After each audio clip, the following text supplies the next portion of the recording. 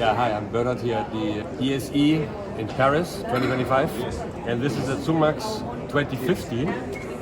And I have to say, it's really fascinating how the technology has evolved, because this is kind of a starter microscope, but it's actually relatively high. I'll explain to you why. First of all, the whole mobility of the microscope is just absolutely excellent.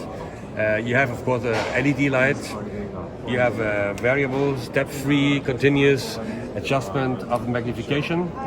And now what is very interesting is this arm. It's actually a patent by ZUMAX, invention by ZUMAX. So this arm allows the microscope to be fixed. You can rotate it in this direction, but it's a one piece. So this whole arm, this heel piece, is fixed to the top arm.